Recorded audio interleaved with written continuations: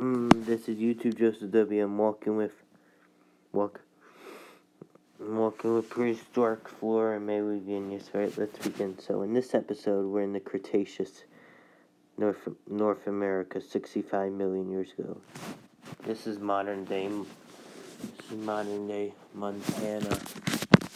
We have these, we'll start with the stars of the show, the plants. We have this plant, I forget what it's called, but it was in the previous episode. It's still alive in the Cretaceous, which is why I have it here. But the plants we're going to focus on today include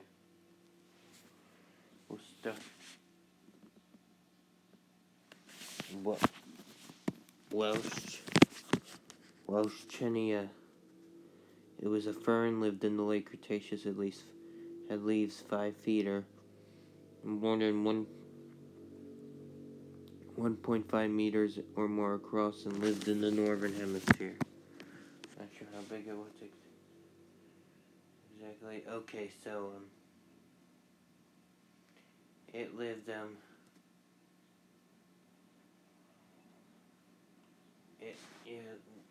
okay, so and then there's other things like this. There's these cycads it's not cycad, I mean Cycodia, which was a Benetini, or I don't know how to pronounce it, lived from the Jurassic to Cretaceous and had a stem up to 2 inches or 5 centimeters across, and lived in Europe and North America. Next up, we have the fern known as the Cretaceous fern known as Tempskaya.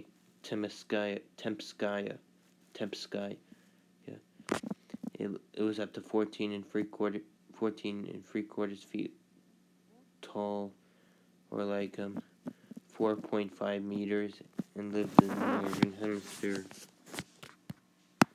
And we have also flowers. Flowers are here, like Archaea amphias, which was a group of angiosperms, lived in the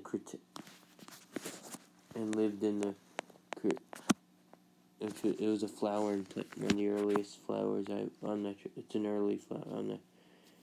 I don't know if it was one of the earliest. It was one of the earliest members of the Mangola family. It lived in the late Cretaceous and had cones up to 4 inches or 10 centimeters long, and lived in North America. And then the next. Alright, now that's all the plants. So the animals of this area, I believe we're in the Hell Creek Formation. What's today the Hell Creek Formation. Starting with the dinosaurs, the most famous dinosaur, non-avian dinosaur of all time, Tyrannosaurus Rex. It was like 39 feet or 12 meters. It's 39 feet or 12 meters long, and lived in the late Cretaceous, and was a theropod and lived in North America. It was one of the biggest meat-eating dinosaurs and one of the biggest land predators ever. But yeah, it was there were like 2 carnivorous dinosaurs bigger than even T-Rex. And then there was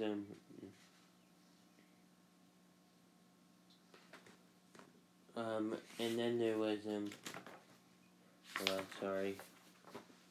Taurosaurus is not in here. Hold on. This is it. Yeah, it was a relative of Triceratops. Some people think Taurosaurus and Triceratops are the same thing, but I disagree due to their frill being shaped differently. And then these two, they're fighting over. The T-Rex kills a Taurosaurus.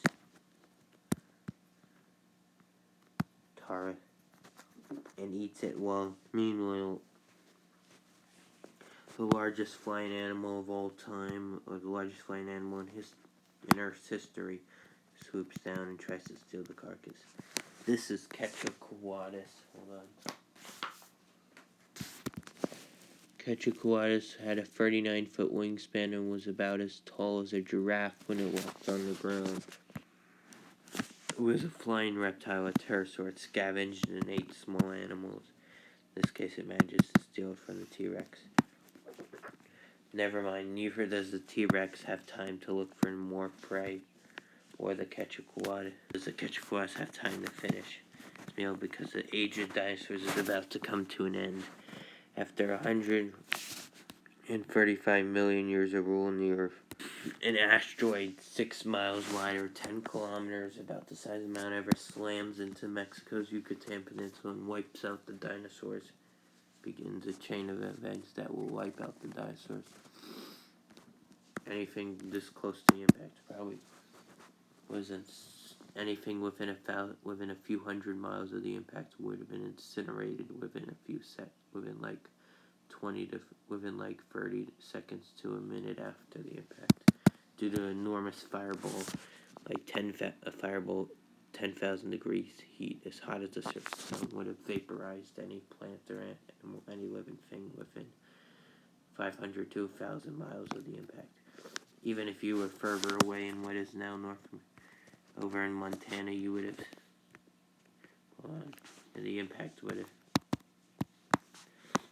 you would have seen a flash of light from the direction of the impact, which was the asteroid impact itself.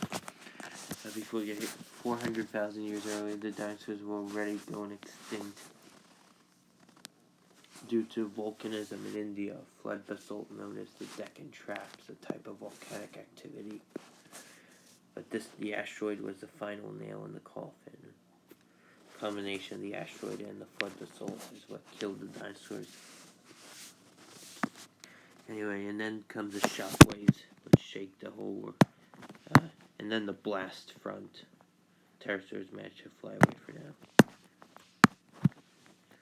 Any animals that somehow survived the shock wave. Now there's enormous magnitude 13 earthquakes, as well as a 3.1 mile high tsunami that hits off the coast of the Yucatan from the impact, or 5 kilometers or 3.1 miles high.